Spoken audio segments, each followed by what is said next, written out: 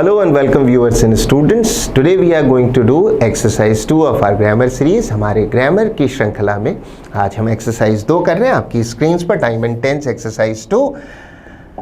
पहला सवाल, find out the errors in the following sentences. The teacher is teach a few students in the next room. Error कहाँ है? Error स्पष्टतः यहाँ है। द टीचर इज टीच नहीं, the teacher is teaching a few students, कुछ students को पढ़ा रहा है इन द नेक्स्ट रूम, पास के कमरे में, एडजॉइनिंग रूम में। आंसर हुआ ए। नियम क्या है उसे देखें। In present continuous tense active voice the helping verbs is am and are are followed by the ING form of the verb. Present continuous tense के एक्टिव वॉइस में ध्यान रखें, वॉइस पैसिव भी हो सकता है। हेल्पिंग वर्ब्स जो है इज एमएनआर, सिंगुलर सब्जेक्ट्स के साथ इज, प्लूरल के साथ आर, आई के साथ हेम के साथ आईएनजी फॉर्म आती है वर्ब की, अर्थात प्रेजेंट पार्टिसिपल फॉर्म आती है। तो ज़रूरत पड़ने पर गोइंग कीजिए ना कि गो, डूइंग कीजिए ना कि डू। हमारा आंसर हुआ A. The teacher is teaching a few students in the next room. इस नियम को पक्का कीजिए कुछ और उदाहरणों की मदद।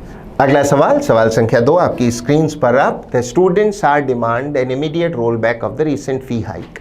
हाइक का अर्थ है वृद्धि, फी हाइक का अर्थ हुआ शुल्क वृद्धि, रिसेंट है हालिया, इमीडिएट है तुरंत, और रोल बैक का अर्थ है वापस लिया जाना। स्टूडेंट्स मांग कर रहे हैं तो हाल ही में जो फी वृद्धि हुई है उसे वापस ले लिया जाए। स्टूडेंट्स प्लूरल नाउन है, आर बिल्कुल सही हेल्पिंग वर्ब है, मगर मेन वर्ब होगी डिमांडिंग, क्योंकि present continuous tense active voice में हमें आईएनजी फॉर्म या प्रेजेंट पार्टिसिपल फॉर्म चाहिए। Are demanding an immediate roll back. Answer हुआ ए। ठीक उसी तरह अगला उदाहरण, are they not participate in the festival this time around. This time around का अर्थ है अब की बार।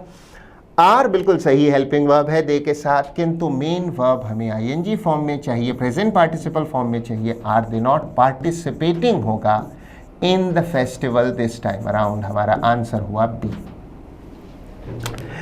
इसी नियम पर अगला उदाहरण, I hope that I am not disturb your concentration. Concentration है किसी का ध्यान। उम्मीद करता हूं कि मैं आपके ध्यान को भंग नहीं कर रहा हूं, जो आपने मन लगा रखा उसको मैं डिस्टर्ब नहीं कर रहा हूं। आई एम नॉट तक तो ठीक है, किंतु डिस्टर्ब नहीं, disturbing. I am not disturbing your concentration. हमारा आंसर हुआ बी। आगे बढ़ते हैं। अगला एग्जाम्पल आपकी स्क्रीन्स पर, Kiran is not liking to find fault with her mother in law और अदर रिलेटिव्स। पहली नज़र में ये एग्जाम्पल सही ही नज़र आता है, क्योंकि किरण सिंगुलर है, इज बिल्कुल सही हेल्पिंग वर्ब है, लाइकिंग भी आईएनजी फॉर्म है, प्रेजेंट पार्टिसिपल फॉर्म है, लेकिन ये वाक्य गलत है। इसमें एरर क्या है उसे जानने से पहले एक नीचे दिया हुआ नियम पढ़ते हैं। देखिए, स्टेटिव या नॉन प्रोग्रेसिव वर्ब्स वे होती हैं जो वर्ब्स किसी स्थिति या मानसिक क्रिया को बताती हैं। हम कभी नहीं सुनते शी इज़ हेटिंग यू, हम सुनते हैं शी हेट्स यू। हम कभी नहीं कहते आई एम लविंग यू, हम कहते हैं आई लव यू। हम नहीं कहते we are believing in God, हम कहते हैं वी बिलीव इन गॉड। हम नहीं कहते शी इज़ अंडरस्टैंडिंग इंग्लिश, हम कहते हैं शी अंडरस्टैंड्स इंग्लिश।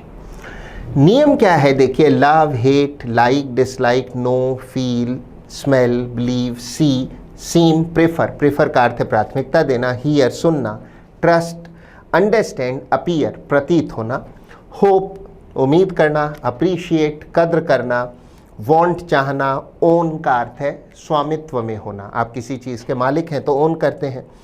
ओ शब्द का अर्थ है ऋणी या कर्जदार होना, टेस्ट है स्वाद लेना, डाउट संदेह करना, पजेज है आपके कब्जे आदि में होना, नोटिस ध्यान देना, हैव का अर्थ है अपने पास होना। ये इस जैसी कुछ वर्ब्स, इन जैसी जो वर्ब्स हैं वो आम तौर पे कंटिन्यूअस टेंसेस में नहीं आती, do not generally occur in continuous tenses. In verbs को कहते हैं स्टेटिव वर्ब्स। ऐसा इसलिए क्योंकि या तो ये वर्ब्स हैं या नहीं हैं, ये किसी स्थिति को बताती हैं। या तो मेरी जेब में पैसे हैं या नहीं हैं, आइदर आई हैव मनी और I don't have money. I am having money गलत होगा। और बात सिर्फ इस कंटिन्यूअस टेंस की नहीं है, हर कंटिन्यूअस टेंस की होगी। आई एम हैविंग मनी गलत है तो I was having money past में भी गलत होगा। तो ये कोई कहे I am doubting your intentions तो ये गलत अंग्रेजी मानी जाएगी। आई एम डाउटिंग के स्थान पर कहिए I doubt your intentions. Present continuous नहीं, प्रेजेंट सिंपल। उदाहरण के तौर पर शी इज हेटिंग यू गलत अंग्रेजी होगी, हम इसे कहेंगे she hates you. Simple present tense में लीजिए, हम इसे कंटिन्यूअस टेंस में नहीं ले सकते, ये एक स्टेटिव वर्ब है, तो इज हेटिंग नहीं हेट्स। इसी तरह we are knowing each other गलत इंग्लिश मानी जाएगी, हम कहेंगे वी नो ईच अदर। किसी को कहना हो कि मुझे तुम्हारे इरादों पर संदेह नहीं है, तो मत कहिए I am not doubting your intentions, कहिए I don't doubt your intentions. Stative verbs love, hate, like, dislike, know, feel, believe, see, seem, understand, have, own, possess, notice, इन जैसी और भी कुछ वर्ब्स हो सकती हैं, मुख्यतः ये हैं, ये आमतौर पे कंटिन्यूअस टेंसेस में नहीं आती। मसला सिर्फ प्रेजेंट कंटिन्यूअस का नहीं है, याद रखें, पास्ट कंटिन्यूअस, परफेक्ट कंटिन्यूअस, किसी भी कंटिन्यूअस टेंस में ये स्थिति को बताने के अर्थ में अगर ये वर्ब्स हैं या किसी मानसिक क्रिया को बताने के संदर्भ में है तो कंटिन्यूअस टेंसेस नहीं बनेंगे। तो करेक्शन क्या होगा फिर? किरण इज नॉट लाइकिंग नहीं होगा, प्रेजेंट कंटिन्यूअस टेंस गलत माना जाएगा, इसको सिंपल प्रेजेंट में बदलें, किरण सिंगुलर है, किरण डज नॉट लाइक। चूंकि डज में पहले से ही ES है, हम लाइक में S लगा के इसे लाइक्स नहीं बनाएंगे। Kiran does not like to find fault with her mother in law और अदर रिलेटिव्स, राइट। हमारा ऑप्शन ए आंसर होना चाहिए हमारी OMR शीट पर। आगे बढ़ते हैं, इसी नियम को पक्का करने के लिए कुछ सवाल आपकी स्क्रीन पर। Most workers are hating to work on Sundays and public holidays. ज्यादातर मजदूर या कर्मचारी घृणा करते हैं संडेज या रविवार अथवा पब्लिक हॉलीडेज, सार्वजनिक अवकाशों पर काम करने से वो घृणा करते हैं, उन्हें नापसंद होता है। मोस्ट वर्कर्स आर हेटिंग गलत अंग्रेजी है, क्योंकि हेट एक स्टेटिव वर्ब है, इसे कंटिन्यूअस टेंस में नहीं लिखना चाहिए, सिंपल प्रेजेंट में लिखें most workers hate. Option A हमारा आंसर होगा। इसी नियम पर आधारित अगला, are you knowing how to answer this difficult question. जैसे आर यू नोइंग हिम नहीं होता, डू यू नो हिम होगा, कंटिन्यूअस टेंस नहीं हो सकता, स्टेटिव वर्ब है। आर यू नोइंग नहीं, सिंपल प्रेजेंट टेंस में बनाना होगा डू यू और फिर first form do you know how to answer this difficult question. जो भी करेक्शन हुआ ए के सीमा क्षेत्र में होने के कारण हमारा आंसर होगा ए। क्या तुम जानते हो इस कठिन सवाल का जवाब कैसे दिया जाए? आगे बढ़ते हैं, और एग्जाम्पल इसी नियम को और आपके मस्तिष्क में पक्का करने के लिए, इसकी लर्निंग को और मजबूत और रीइंफोर्स करने के लिए उदाहरण number 8, the old woman is seeming unhappy with the poor treatment given to her. Treatment का अर्थ है बर्ताव। जो वृद्ध महिला है वो प्रतीत हो रही है नाराज, किससे? वो बर्ताव से, बुरा बर्ताव जो उनके साथ किया जा रहा है। The old woman is seeming नहीं होगा, stative verb, non progressive verb होने के कारण इसका कंटिन्यूअस टेंस संभव नहीं है। द ओल्ड वुमन सिंगुलर है, सीम जो वर्ब है उसमें एस का इन्फ्लेक्शन होना चाहिए, सीम्स होना चाहिए। The old woman seems unhappy with the poor treatment given to her. हमारा आंसर ऑप्शन बी होगा, क्योंकि करेक्शन बी के क्षेत्र में है। इसी नियम पर अगला उदाहरण, are you not hearing any noise coming from outside. क्या तुम्हें कोई शोर नहीं सुनाई दे रहा बाहर से आता हुआ? आर यू नॉट हियरिंग नहीं होगा, डोंट यू हियर या do you not here. Do you not here any noise coming from outside, या फिर संक्षेप में don't you here any noise coming from outside. क्या तुम्हें कोई शोर बाहर से आता सुनाई नहीं देता? आंसर हुआ ए, राइट। आगे बढ़ पर और उदाहरण, सवाल संख्या 10 आपकी स्क्रीन पर। अब Sheela says that he is not believing in God. Sheela कहती है कि उसकी ईश्वर में आस्था नहीं है, यकीन नहीं है। बिलीव स्टेटिव वर्ब है, कंटिन्यूअस टेंस में नहीं हो सकती जब इसका अर्थ एक इनवॉलेंटरी एक्ट हो, अनैच्छिक क्रिया हो। सिंपल प्रेजेंट में लिखिए, शी सिंगुलर प्रोनाउन है, शी डज नॉट और फिर first form believe in God. हमारा आंसर होगा बी।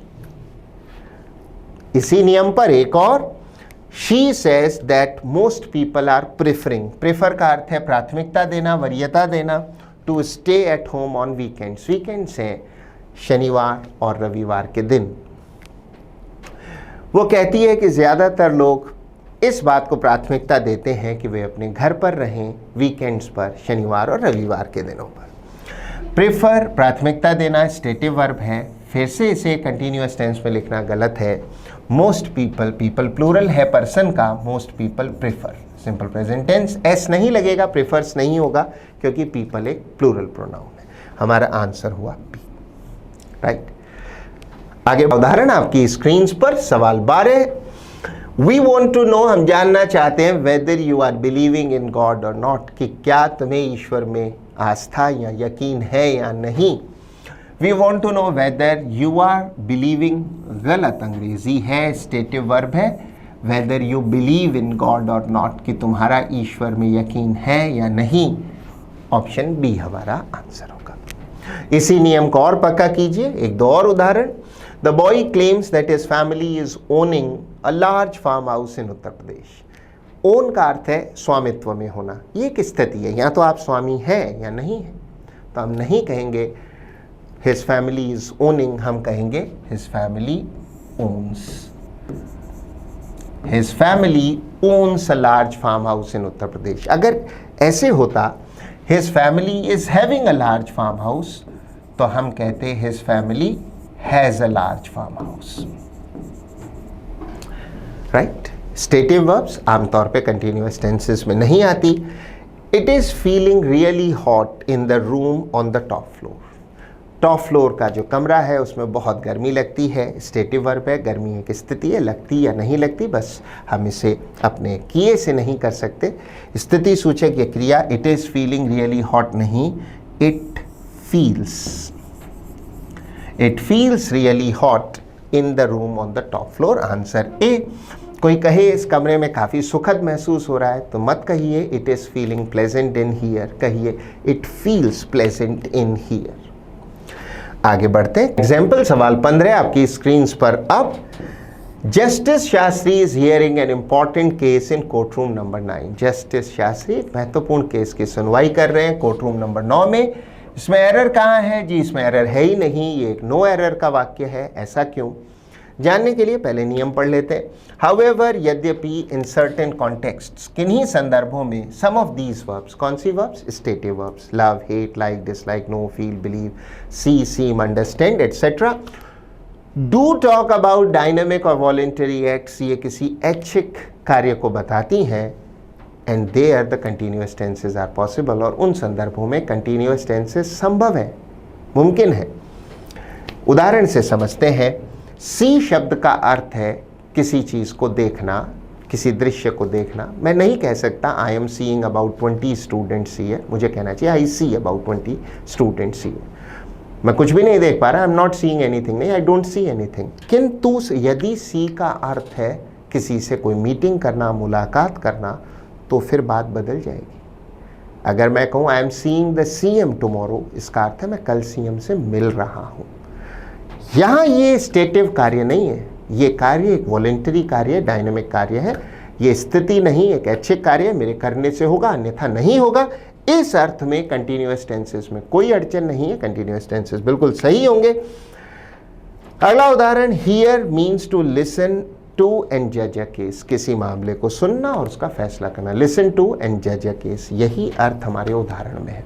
अगर हियर का अर्थ सिर्फ सुनना होता, आर यू हियरिंग समथिंग, नहीं, डू यू हियर समथिंग, वहां वो स्टेटिव वर्ब था। यहां अर्थ है सुनवाई करना, पार्टीज को सुनना, listen to the parties and to जज अ केस। इस अर्थ में सुनवाई करना है, ये एक डिलिबरेट या वॉलेंटरी काम है, और यहाँ कंटिन्यूअस टेंसेस बनने में कोई परेशानी नहीं होगी। अगला उदाहरण, टेस्ट। यदि टेस्ट का अर्थ होता स्वाद देना, for example the food is testing sweet, अगर ऐसा लिखा होता तो हम इसे गलत ही मानते। The food is testing sweet नहीं होगा, द फूड टेस्ट्स स्वीट। इस टेस्टिंग नहीं, स्वाद देना ये एक स्थिति है, या तो स्वाद देता है या नहीं देता। किंतु हमारी सूची में यहाँ पर टेस्ट का अर्थ है चखना, ना कि स्वाद देना। Taste means to taste the taste of something, किसी चीज़ के टेस्ट को टेस्ट करना, और यहाँ कंटिन्यूअस टेंसेस बनेंगे। फील का अर्थ अगर महसूस होना हो, जैसे it feels hot in the room on the top floor, it is feeling नहीं, तब तो स्टेटिव वर्ब होगी। किंतु यहाँ पर यदि फील का अर्थ हो छू कर महसूस करना, समझने की कोशिश करना, टटोलना, तो फिर फील कंटिन्यूअस टेंसेस में आएगी, क्योंकि यहाँ पर ये एक स्टेटिव वर्ब नहीं रहेगी। Feel means to try to sense और understand something by means of touch, छू करके। इसी तरह यदि हैव का अर्थ हो टू ईट और कंज्यूम समथिंग, तो फिर कोई रुकावट नहीं है, कंटिन्यूअस टेंस बनेगा। अगर मैं कहूँ they are having a big house और दे आर हैविंग 2 कार्स, यहाँ पर दे आर हैविंग 2 कार्स नहीं होगा, दे हैव 2 कार्स, क्योंकि या तो कार्स उनके पास है या नहीं है। ये एक स्टेटिव वर्ब है कि उनके पास 2 कारों का स्वामित्व है या नहीं। किंतु यहाँ पर नीचे अगर हैव का अर्थ खाना पीना हो, कोई आदमी सॉफ्ट ड्रिंक पी रहा है, मैं कहूँ he is having a soft drink, यहाँ हैव का मतलब अपने पास या नियंत्रण में होना नहीं है, उपभोग करना है, और उपभोग करना एक ऐच्छिक कार्य है, स्टेटिव नहीं। नियम को समझने के लिए कुछ उदाहरणों से हम अध्ययन करें, आगे बढ़ते हैं। अभ्यास के लिए कुछ उदाहरण आपकी स्क्रीन पर। Question number 16, the boy says that he is just smelling the mango to find out if it is ripe. Ripe का अर्थ है पका हुआ, वो लड़का कह रहा है वो तो सिर्फ मैंगो को सूंघ रहा है। यहाँ स्मेल का अर्थ अगर गंध देना होता तो वो स्टेटिव वर्ब होती, जैसे मैं कहूँ रोजेस स्मेल स्वीट, गंध देते हैं। किंतु हमारा जो उदाहरण है उसके अंदर अर्थ गंध देना नहीं है, सूंघना है। ये एक वॉलेंटरी एक्ट है, वो लड़का कह रहा है मैं तो सिर्फ सूंघ रहा हूँ कि ये जानने के लिए कि आम पका हुआ है कि नहीं। ये एक डायनामिक या वॉलेंटरी एक्ट है, स्टेटिव वर्ब नहीं है। हमारा आंसर होगा नो एरर, राइट। अगला सवाल, सवाल संख्या 17, the doctor is feeling the pulse of the patient. यहाँ फील का अर्थ है छू कर समझना, नब्ज पढ़ना। यहाँ फील का अर्थ महसूस होने से नहीं है, महसूस करना, पढ़ के नब्ज को समझना। डॉक्टर जो है वो गंभीर रूप से बीमार मरीज की नब्ज पढ़ रहा है, आंसर होगा नो एरर। इसी नियम पर my friend is seeing a senior cardiologist. हृदय रोग विशेषज्ञ को कहते हैं cardiologist, with his father this evening. इस सेंस में सी का अर्थ है मुलाकात करना, समय लेके मिलना। मेरा मित्र मिल रहा है एक वरिष्ठ कार्डियोलॉजिस्ट से आज अपने पिता के साथ। हमारा आंसर होगा फिर से नो एरर। और Sheetal is having a sandwich in the corner. Sheetal corner में बैठी हुई एक बड़ा सैंडविच खा रही है। सैंडविच में डी ना बोला करें। सैंडविच इन द कॉर्नर, यहाँ इज हैविंग का अर्थ है खा रही है। हैव यहाँ पर एक डायनामिक या वॉलेंटरी एक्ट बता रहा है। शीतल इज हैविंग पूरी तरह से सही है, वाक्य हुआ नो एरर का। थी आपकी exercise 2 present continuous tense active voice पर। याद रखें हेल्पिंग वर्ब से इज एम एन आर हैं, उनके साथ आईएनजी फॉर्म होगी। अगर स्टेटिव वर्ब्स की बात हो, love, hate, like, dislike, know, feel, believe, see, seem, have, own, understand, ऐसी वर्ब्स आमतौर पे कंटिन्यूअस टेंसेस में नहीं आती, क्योंकि ये किसी स्थिति या अनैच्छिक कार्य को बताती हैं। मत कहिए आई एम हैविंग 2 कार्स, कहिए आई हैव 2 कार्स। मत कहिए we are knowing your family, कहिए वी नो योर फैमिली। मत कहिए I am not doubting your intentions, कहिए आई डोंट डाउट। मत कहिए आप आर यू नोइंग हिम, कहिए डू यू नो हिम। किंतु कभी कभी इनमें से कुछ वर्ब्स के अन्य अर्थ भी होते हैं। सी का अर्थ है मुलाकात करना, हैव का अर्थ है किसी चीज़ को खाना, पीना, उपभोग करना, हियर का अर्थ है किसी मामले की सुनवाई करना।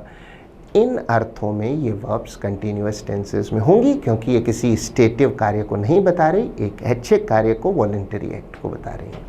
I hope you learn something from it. इसे रिवाइज करें, इसमें आए नियमों को अपने एग्जाम्पल्स में यूज़ करके प्रैक्टिस करें, पढ़ते रहें। Keep trying, keep working. Thank you and bye bye.